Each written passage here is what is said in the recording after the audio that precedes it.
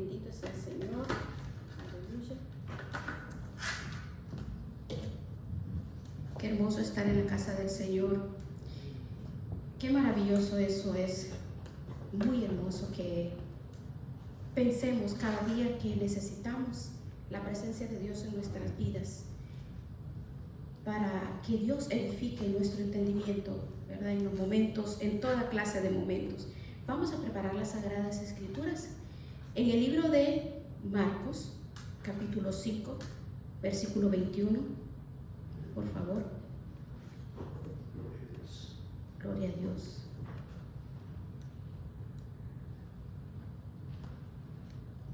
Aleluya. Se ve bien.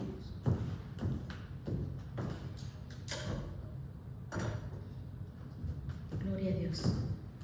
¿Todos tenemos la escritura? Sí, amén. El libro de Marcos capítulo 5 y vamos a leer el versículo 21 y 22. Y dice así la palabra del Señor. Pasando otra vez Jesús en una barca a la otra orilla, se reunió alrededor de él una gran multitud, y él estaba junto al mar.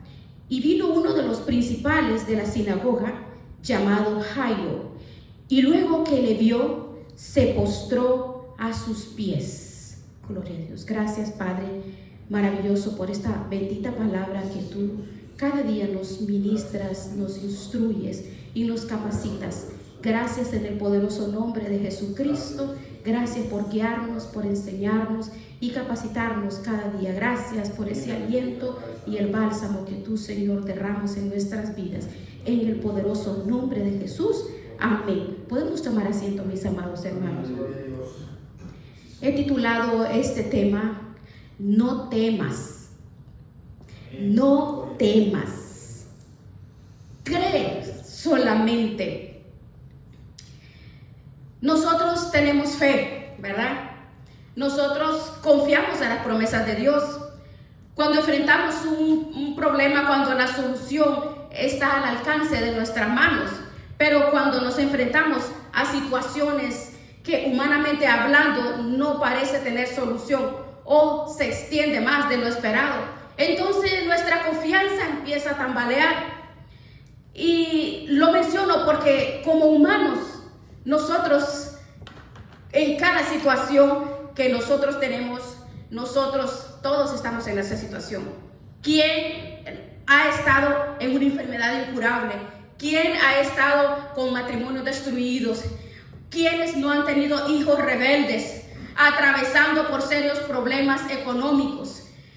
Hermanos, nuestro Dios usa todas estas circunstancias para magnificar su poder, su gracia en una forma grande y poderosa, como en este texto que estamos viendo en el libro de Marcos. El libro de Marcos, del 21 en adelante hasta el 43, se presentan dos historias. Aquí podemos nosotros dividir en tres escenas diferentes. Primero, Marcos nos presenta una situación desesperada, una situación que ya no hay salida, ya no hay, según dice, usted puede ver nuevamente en el versículo 21, el versículo 22, de qué forma cuando él pasó de la barca, porque él tenía a alguien importante que ir a atender, y llegó uno de los oficiales, que fue Jairo, y dice que le rogaba: mi hijita está al borde de la muerte, te ruego que vengas y pongas tus manos para que viva. Y dice la palabra que Jesús fue con él. Y es importante porque dice: gran multitud le seguía y le oprimía. Jairo dice que era un oficial de la sinagoga. Sinagoga es un lugar donde los judíos se reúnen para adorar durante el Shabbat, durante el día de reposo, cuando están lejos del templo de Jerusalén. Cada sinagoga tiene un oficial o un grupo de oficiales que son los encargados de supervisar todo lo concerniente al curso. Nosotros venimos, todo tenemos preparado, todo listo, todo tenemos, ¿verdad? Lo de alabanza, lo que predica, el que dirige, alguien coordina eso. Eso hacían los oficiales de las sinagogas. Generalmente eran personas elegidas por la comunidad debido a su carácter, debido a la devoción religiosa, de manera que Jairo era un hombre muy conocido, era un hombre muy respetado en la ciudad de Capernaum, que es donde sucede esta historia. Cuando llegó delante de Jesús, Marcos dice que se postró delante de él en una actitud de súplica, de humillación, porque dice que su hija está al borde de la muerte. Más adelante Marcos dice que tiene 12 años. Lucas añade este dato que era una hija única, imagínense. En medio de esta situación angustiosa, en medio de esta situación desesperada, Jairo cree que Jesús es capaz de sanar a su hija. Ahora, recuerden que fue en la sinagoga de Capernaum donde él sanó un endemoniado. Marcos 1 lo dice. Según todos los evangelios, fue en Capernaum donde Cristo realizó la mayoría de los milagros. Probablemente Jairo había visto al Señor Jesucristo hacer cosas portentosas en la ciudad de Capernaum. Bien, conocía el poder de Jesús, pero sobre todo conocía la compasión de Dios. Y por eso le suplica, dice que se puso de rodillas delante de todo el mundo. Ahora, usted analice, de rodillas delante de todo el mundo, que sane a su niña. Eso es uno de los propósitos de Dios en el momento de la aflicción, que tenemos que ser conscientes de nuestra debilidad, de nuestra dependencia, de nuestra necesidad, para que nosotros nos arrodillemos y clamemos al Señor, nos humillemos delante de Él. Si mi pueblo se humillara, dice, sobre el cual mi rostro ha sido derramado, nos habla a nuestra conciencia, pero nos grita en el dolor, a través del dolor. El Señor nos habla, porque el dolor es el micrófono que Dios tiene para nosotros. El sufrimiento, el dolor, la prueba, la lucha, la tentación, la enfermedad. Ahora, nosotros imaginemos que lo que Jairo hizo era bien arriesgado. ¿Por qué es arriesgado? Para un hombre de esa posición social, de la posición religiosa. Ahora, este hombre amaba. ¿Quién no va a amar a su hija?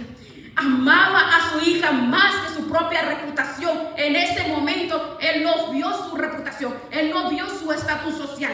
En ese momento, no le importó. Bien, nosotros como padres, ¿quién de nosotros va a limitarse a algo si el hijo necesita algo? Nosotros como padres somos capaces de lo que sea. Dentro de la voluntad de Dios, en súplica y oración, buscamos la forma de ayudar a rescatar a nuestros hijos, porque ese es el amor de un padre por sus hijos. Ahora lo vemos en este hombre.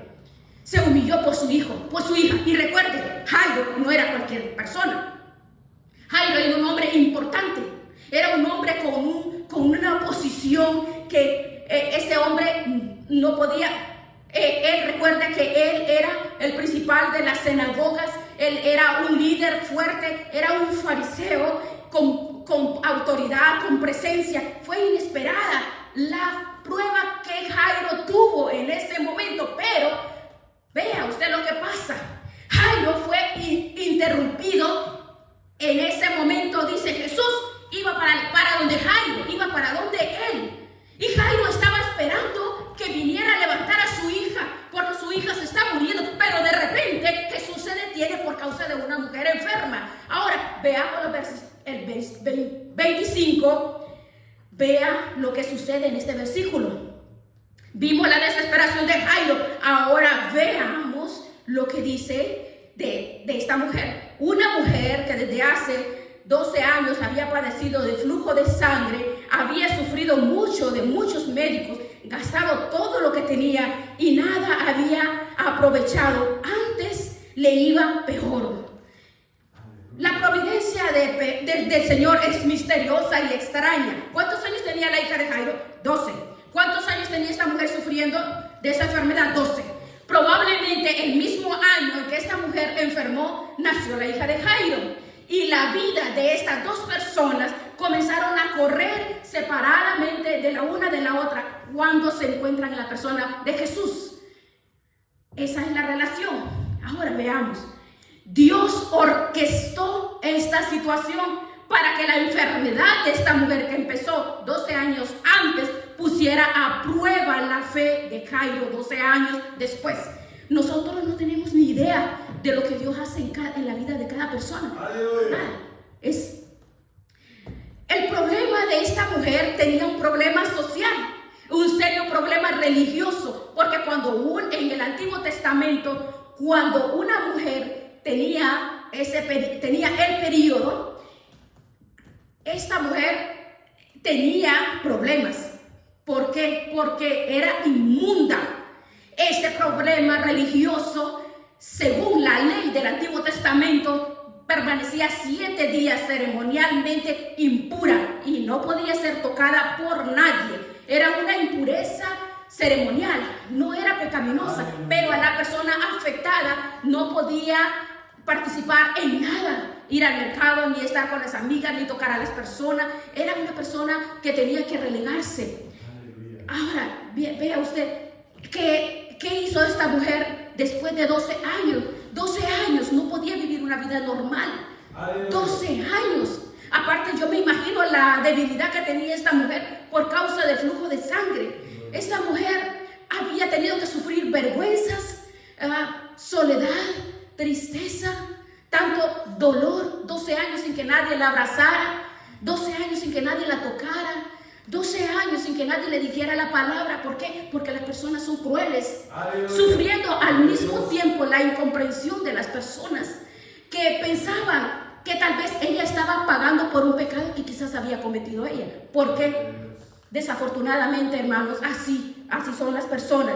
Usted, por cualquier lugar, en bocas equivocadas, hermanos, se atreven a decir: algo está pagando, por eso está enfermo y por eso le pasa lo que le pasa. Eso no es cierto. Job tenía suficiente con lo que pasaba en su cuerpo, la pérdida de sus bienes, la pérdida de sus hijos, para que después 3 amigos vinieran a insistirle en que él estaba así porque había pecado. Lamentablemente, a veces uno quisiera, cuando llega una prueba, que vengan una por una, pero ya a veces llegan todas juntas, como tsunamis. Todas llegan juntas.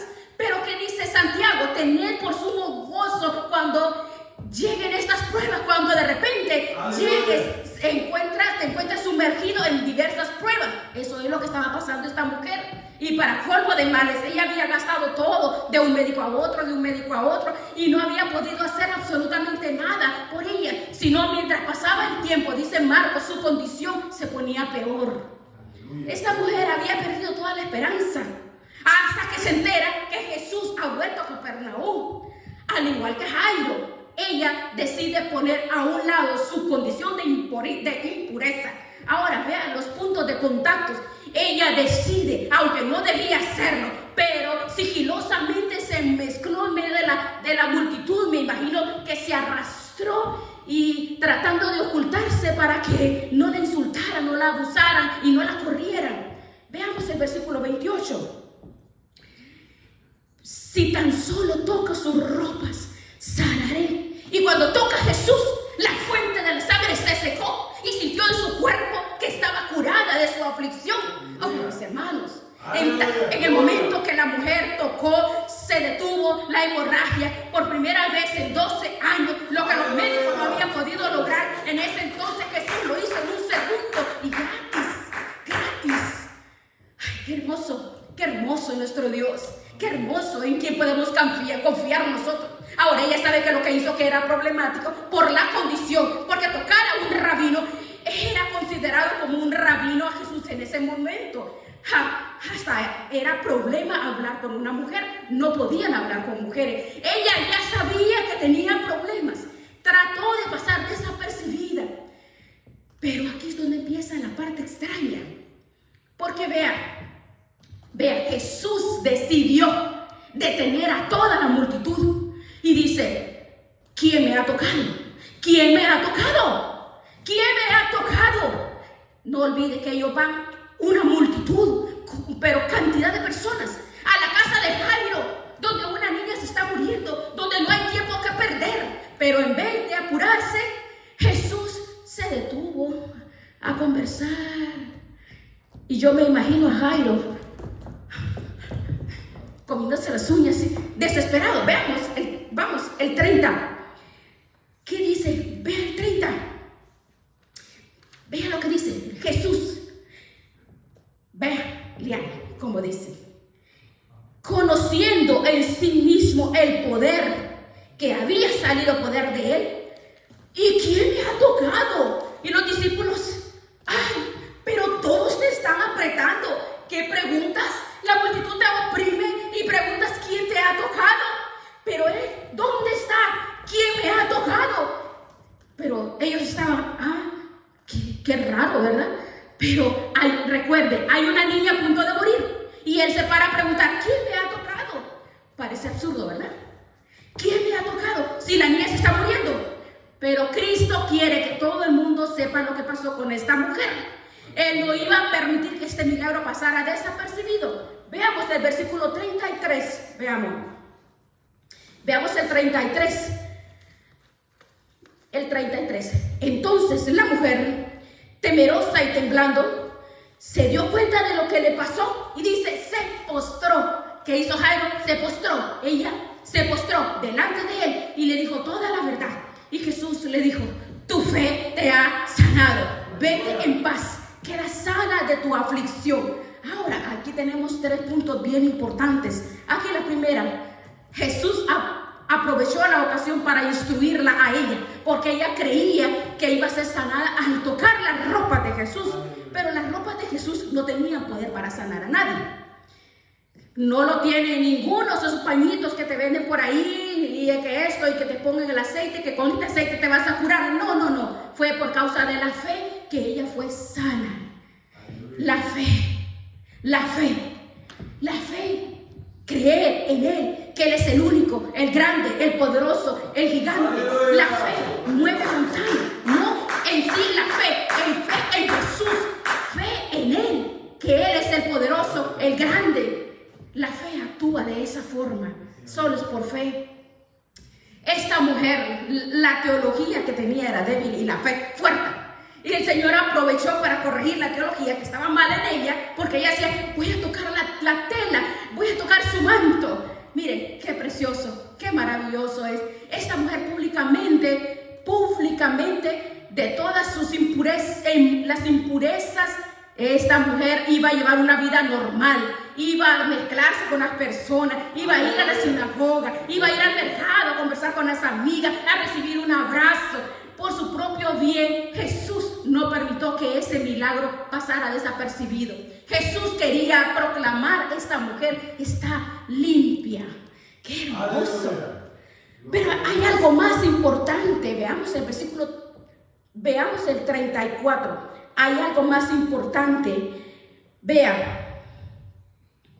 Esta palabra se acercó para ser sanada, pero encontró sanidad y salvación.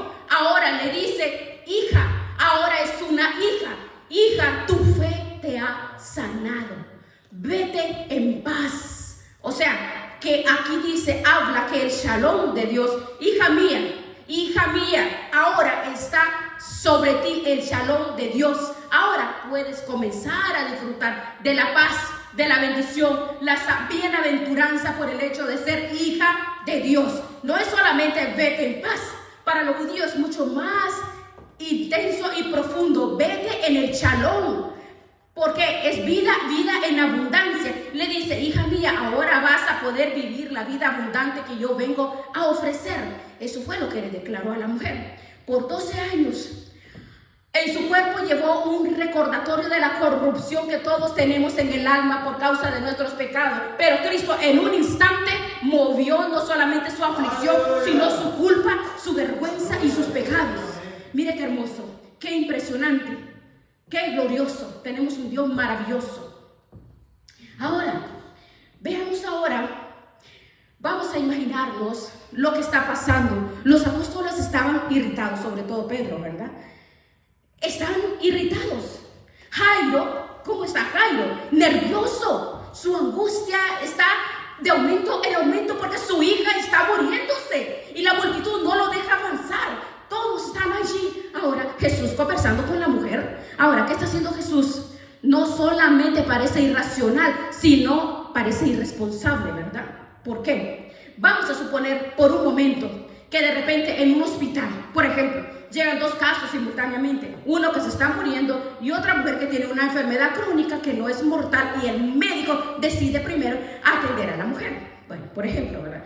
Si la niña muere, los padres con todo el derecho pueden denunciar a ese médico. ¿Por qué? Ante las autoridades. ¿Por qué lo pueden hacer? Por negligencia médica, ¿verdad? Sí lo pueden hacer. Entonces, lo que Jesús está haciendo a primera vista es, Él está siendo negligente, ¿verdad? Él está atendiendo un caso que no es grave, que no es mortal, y descuidando a una niña que se está muriendo. Por supuesto, pasa lo que Jairo tenía, lo que él estaba temiendo. Muere la niña. Entonces, la tercera escena es que vemos lo que sucedió, lo que hizo Jesús en ese momento. ¿Qué fue lo que hizo? Veamos en el versículo 35. Veamos en el versículo 35. Mientras él aún hablaba, vinieron de casa del príncipe de las sinagogas diciendo: tu hija ha muerto, ¿para qué molestas más al maestro? Murió. Mire, tu hija ha muerto, ¿por qué molestas al maestro? La verdad que hay personas que tienen un tacto terrible para decir las cosas, no tienen consideración, no tienen misericordia de la forma como dicen las cosas. Mire, las palabras que uno puede decirle a una persona, hermano, pueden matarla antes de que lo mate el problema o la situación. Es una daga que una persona con las palabras traspasa a otra persona para darle un mensaje. Bien, aquí le dice: ya no hay nada que hacer. ¿Por qué tienes que molestar al maestro? Ya se murió. ¿Por qué tuvo que esta mujer atravesarse y darle el chance a una niña que tiene una vida por delante? Bien, entonces, esa fue la fraseología de ellos en ese momento. Estaban como pensando, pero Dios quiere ayudar a Jairo. De la misma forma nos ayuda a nosotros. Porque esa palabra, hasta que Cristo venga, nosotros tenemos que estar predicando este mensaje, porque es para nosotros. Jesús le dice al versículo 36, le dijo 4 palabras: no temas, cree solamente. No temas, cree solamente. Son 4 palabras. Tu hija ha muerto. Palabras de esperanza. Qué terribles. Hermanos, todos necesitamos, realmente todos, urgente, es una urgencia. Necesitamos que Dios nos ayude a pensar de una forma apropiada, a pensar a través de la fe, porque la prueba produce turbación. Uno quisiera que en el momento de la prueba lo primero se dispare sea la fe, pero ¿sabe qué es lo que pasa? Cuando llega la prueba, en ese momento lo primero que se dispara es la duda. Aleluya. No nos gusta reconocerlo, pero es así, es la duda.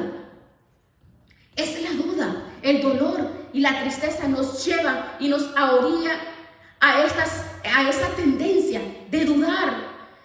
Creemos, pero en nuestro corazón dudamos. No importa las circunstancias. Romanos 8:35 dice: aunque ni la muerte, ni la vida, ni ángeles, ni principados, ni potestades, nada nos puede apartar del amor de Dios. En Jesucristo tenemos que tener la confianza encima del dolor, de las circunstancias, de la enfermedad. En Él tenemos que depositar nuestra fe y nuestra confianza. Nada nos puede apartar del amor de Dios. Jesús no actuó de inmediato porque dijo que su hija se moría. Su hija hubiera estado viva. ¿Cuántas veces nos pasa a nosotros? Ay, Señor, pero, ese pero no. Dios es soberano. Las cosas según la agenda de Dios suceden como Él quiere, no como nosotros queremos. Aquí no pasó según la agenda de Jairo, esa es la agenda de Dios. No tenemos que renegar. Nosotros no tenemos noción del tiempo. Nosotros no tenemos que evaluar nada, porque Dios es soberano. Lo lógico de Dios es ilógico para nosotros. Es ilógico para nosotros pensar, ¿verdad? Pero no podemos nosotros meditar. Dios es soberano. Es tan soberano y nosotros no podemos preguntar ¿por qué Dios? ¿Por qué? Porque Dios en el momento adecuado, en el momento apropiado llega a nuestras vidas, como el rey Ezequías cuando le dijo: prepara tu cama, prepara lo que te voy a recoger. Dios quería evitarle tanto dolor, quería tristeza, el agobio, todo el desastre, el tsunami terrible que pasó con sus hijos, que en su presencia le sacaron los ojos, y qué dolor tan grande. ¿Qué es la voluntad perfecta de Dios? La voluntad perfecta es lo que yo debo de recibir en el momento que Dios quiere, pero la voluntad permisiva es que nos escuchan. Nuestro dolor, nuestra tristeza, nuestro llanto, nuestra búsqueda, porque este hombre rogó, lloró, suplicó. Entonces, estamos llorando, clamando, orando, intercediendo. Está bien, dice el Señor, y la voluntad permisiva la podemos experimentar, pero después dice el Señor: mira, yo quería evitar que tú vieras esto, yo quería evitar que tú atravesaras esta situación. No, tenemos que ver la voluntad, sea lo que sea. Si nuestro Señor Jesucristo nos dejó un ejemplo perfecto: Padre mío, que sea tu voluntad y no la mía. Siendo Dios que se hizo carne, en la carne sintió dolor, sintió tristeza, pero nosotros tenemos que valorar y aceptar el tiempo. Usted puede ver en Génesis 15, le dice: Abraham, te voy a dar un hijo, le dijo. En el capítulo 17, te voy a dar esta tierra. Y en el 15 le dice lo mismo. Y dice Abraham: ¿cuándo? Bueno, dentro de 25 años, y la tierra dentro de 400. Ay, ¿verdad? Y uno podría decir: ¿qué? No, es el tiempo de Dios. No es mi agenda, no es mi tiempo. La gracia de Dios nunca actúa según mi horario, nunca. Y eso es tan importante, hermanos. Cuando estamos en medio del dolor, de la tristeza, de la enfermedad, y Señor, ven, te ruego, te suplico. Y luego pasa un día, 2 años, se convierte en un año, el sufrimiento, 2, 3, 4 años. Y uno empieza: Señor, ¿por qué?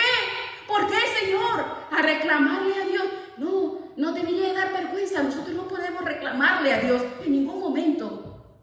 Él sabe los tiempos y debemos de aceptar los tiempos a nuestras vidas. No importa todo el tiempo que tú estás sufriendo, todo lo que tú has sufrido, porque eso, ¿saben, hermanos? A todos nos pasa esa situación. A mí me pasó, yo sé que a ti te pasó también. A mí me pasó desde la edad de 9 años, todo lo que el Señor me hizo pasar, y yo no entendía, no entendemos, pero todavía aún sirviendo a Dios. Y le decía: Señor, ¿pero por qué? ¿Por qué? Escucha mis ruegos, y a fulano se curó, el otro no se murió, el de cáncer se levantó, el de SIDA también lo levantaste. Y yo: Señor, ¿cuándo? Señor, ¿cuándo? Y cuando el Señor le dice a uno: no temas, cree solamente. Y creer solamente, que es el antídoto divino para la incredulidad y para nuestra fe. Pero, hermanos, qué duro es que la fe consiste en aplastarle la cabeza a la duda. Salmo 56 decía David: en el día que yo temo. David decía: nunca tengo temor.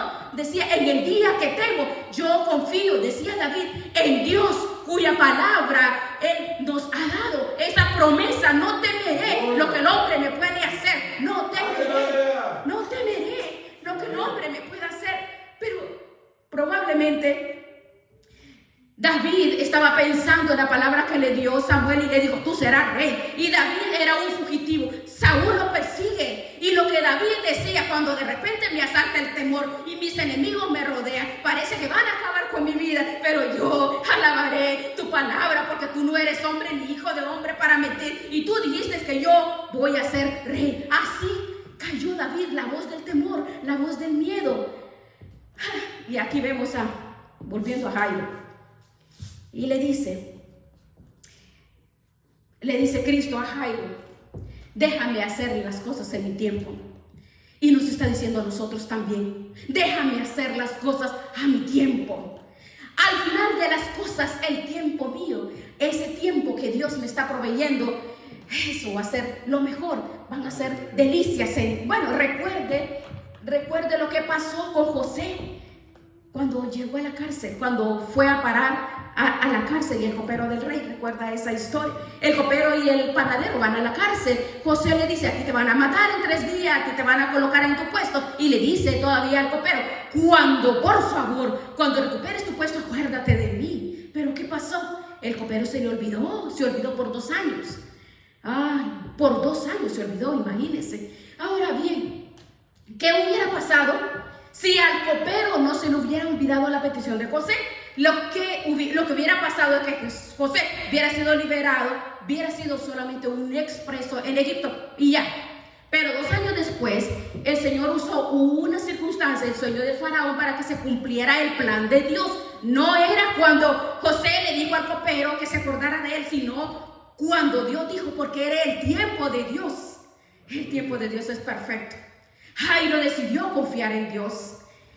Jairo en ese momento aprendió a confiar. Tú y yo debemos de aprender a confiar en Él. Veamos el versículo 37. Veamos.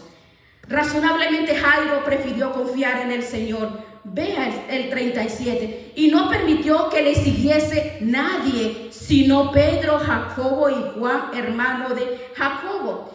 Fueron a la casa del oficial de la sinagoga. Él vio el alboroto y todos estaban lamentándose. En este día, esto sucede por todos lados, ¿verdad? Que usted ve que hay lloronas.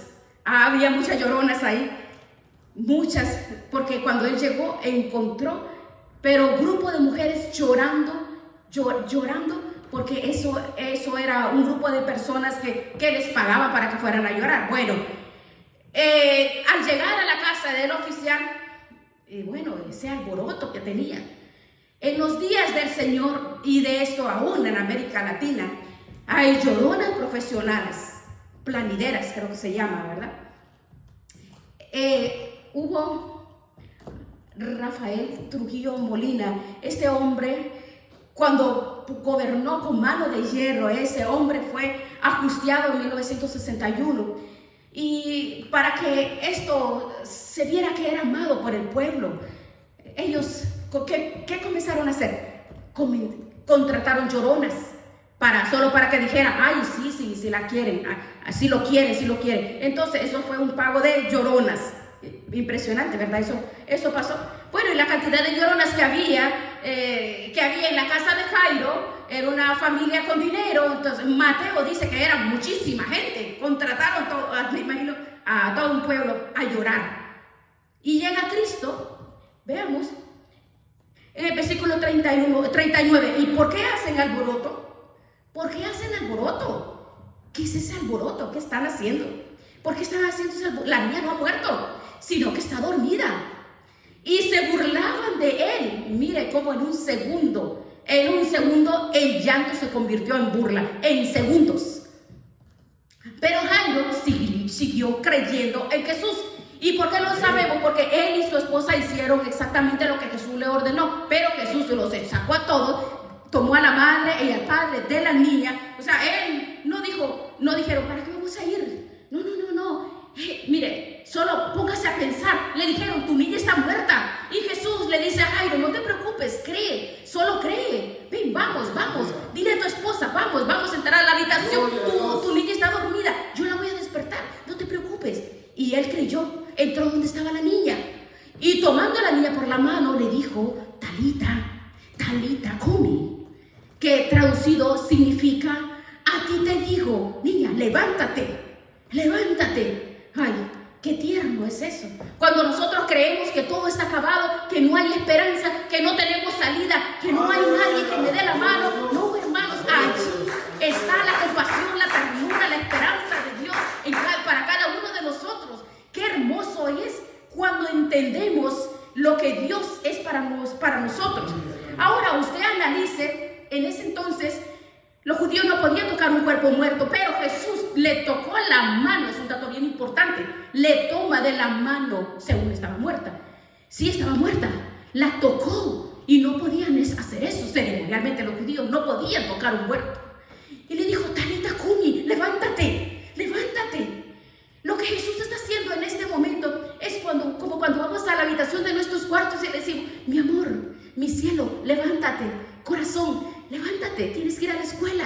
Ya, levántate. Eso fue lo que hizo nuestro Señor Jesucristo. Aleluya. Qué poderosa es la palabra de Jesús. Que cuando Él habla, lo muerto cobra vida, vuelve a la vida, todo. Veamos el versículo 42. Al instante la niña se levantó y comenzó a caminar, pues tenía 12 años. Y al momento se quedaron todos atónitos. Entonces les dio órdenes estrictas de que nadie se enterara de eso. Y les dijo que le dieran de comer a la niña. en ese momento está atento a todos los detalles. Él sabía que probablemente durante la enfermedad la niña había estado sin comer, pero de repente está sana, tiene vida y vuelve a tener la energía y el apetito de un adolescente, que come mucho, ¿verdad? Y le dijo a los padres, denle de comer. El milagro de restauración había sido cumplido.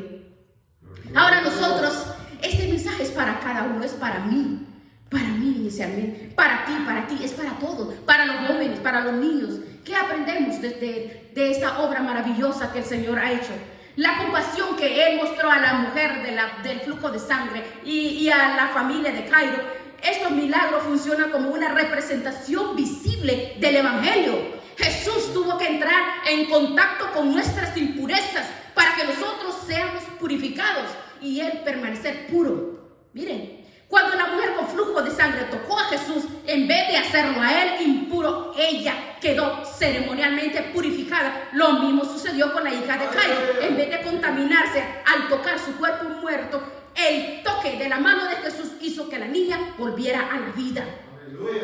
Saben que en cierto modo, por naturaleza, nosotros tenemos este mismo problema de esta mujer y de esta niña. Todos somos impuros, todos estamos corrompidos por causa de nuestros pecados. Estamos muertos en nuestros delitos y pecados cuando no éramos creyentes. Así como la hija de Jairo no podía resucitarse a sí misma, así como la mujer del flujo de sangre no podía sanarse a sí misma y purificarse a sí mismo tú y yo. Somos iguales, no importan los pecados, no importa que ha caído la persona, no, que no puedo porque soy impuro, he cometido tantos pecados, no, estamos impuros, estamos muertos. Él dice, ven a mí, hablemos, entremos a cuenta.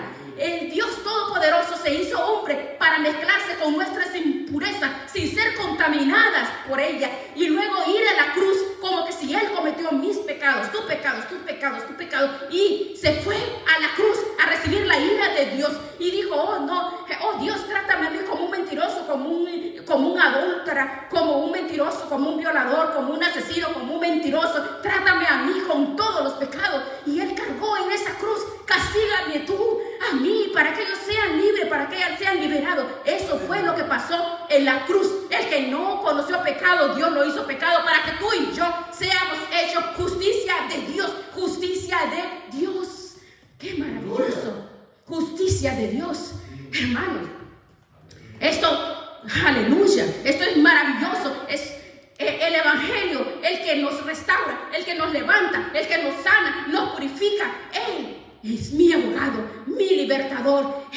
El hombre te ve por lo que tú haces, pero Dios nos ve a nosotros purificados.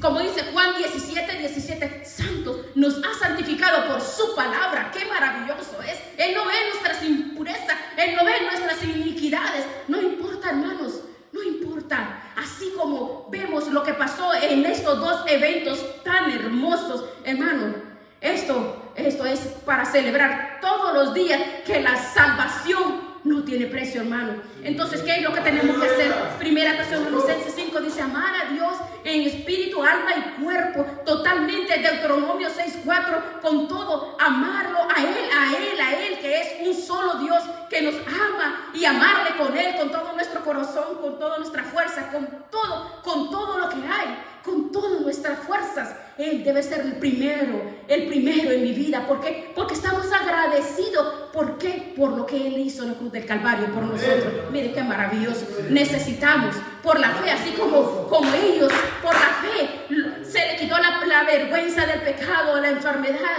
Ahora, ¿en quién tenemos nuestra esperanza nosotros? ¿En quién? ¿En un hombre? Estamos mal, estamos engañados si confiamos en un hombre. No. La palabra nos declara que en Él depuesto los ojos en Jesús, porque Él es el autor y consumador de la fe, un solo mediador entre Dios y los hombres, Jesucristo hombre. Hechos 4:12, no hay otro nombre dado a los hombres en el cual podemos ser salvos más en el nombre de Jesús. Yo soy el camino, la verdad y la vida. Nadie viene al Padre si no es por mí. No hay dos mediadores, solo Dios. Ese se llama Jesús. Pero también aprendemos de estas dos historias, hermano, que nuestro Dios no solo sabe qué hacer en situaciones desesperadas, sino cuándo hacerlo, cuándo, cómo y dónde. Ahora, Ese es el problema de nosotros. Yo he estado en ese momento. Tú también lo has estado. Y dicen, ¿qué pasa, Señor? ¿Qué pasa? ¿Por qué? Y empezamos a llorar y a reclamarle al Señor. Y empezamos a decirle, Señor, ¿por qué? ¿Por qué? ¿Por qué? ¿Cómo vamos a reclamarle al Señor? No podemos reclamarle. Porque Dios permite con un propósito todo lo que nos acontece. No importa si ha sido ignorado, si ha sido maltratado, si ha sido despreciado, si ha sido ignorado, si ha sido aún tus hijos, tu familia, todos te dan la espalda. No importa, no importa, porque tenemos un Dios todopoderoso que Él sabe por qué ha permitido lo que nos acontece. Porque recuerda que el alfarero Él es. Nosotros somos el barro. El barro no puede decirle, Señor, ¿por qué? ¿Por qué? No podemos decirle por qué. Él es el soberano. Y si nosotros nos depositamos totalmente en sus manos, hermano, recuerde que el Señor le dio la oportunidad de ver levantar a un muerto, a Jairo, porque le dijo que la sanara, no resucitarla. Entonces ve, aunque no haya esperanza, aunque no veas nada, ninguna solución, no. Tenemos que confiar en el tiempo de Dios. No nos desesperemos en medio de las pruebas, de las luchas. Nuestra falta de fe nos lleva a esa situación. Pero claro, no quiero echarle vinagre a la herida, pero a veces somos arrogantes. A veces no lo decimos con palabras, pero esa actitud de mi corazón cuando le decimos, Señor, ¿por qué? Eso es arrogancia. No podemos decirle, hacerle un reclamo a Dios.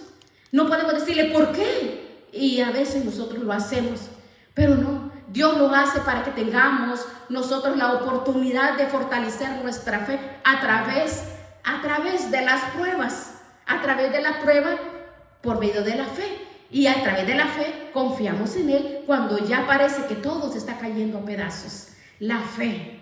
Él no siempre nos va a dar lo que queremos, pero siempre nos va a dar lo que necesitamos. Dios siempre hace lo que es mejor para su gloria y para nuestro propio bienestar. Le dijo Pablo, quítame este aguijón. Quítame este aguijón, decía Pablo. Oh, si yo no tuviera este aguijón, ¿cuántas iglesias no te fundaría? No, pero el Señor conocía a Pablo. Por eso le dijo, bástate mi gracia, Pablo. Bástate mi gracia. No crea usted que fue por chiste, que se lo digo. Fue por una razón. Porque imagínese, a Pablo nadie lo detenía. ¿Cómo era Pablo? No, tremendo. Pero bástate mi gracia, Pablo le dijo. Mi poder se perfecciona en la debilidad. Porque cuántas veces le rogó y no lo sanó.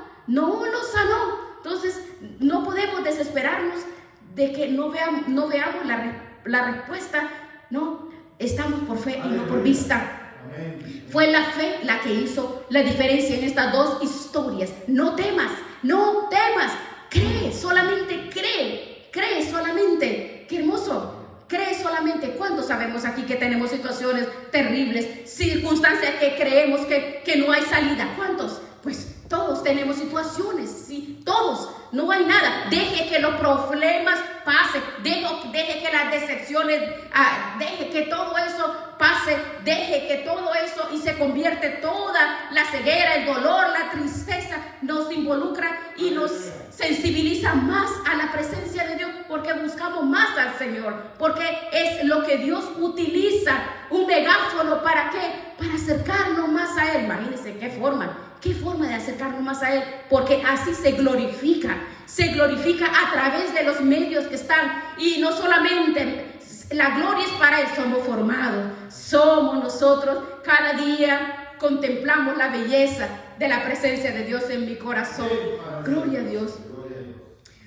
Como usted quiera, podemos venir al altar o ahí donde usted está sentado. Vamos a darle gracias a Dios por todo lo que Él hizo, por esta esperanza restauradora que ha hecho a través de la fe que hay en nuestros corazones.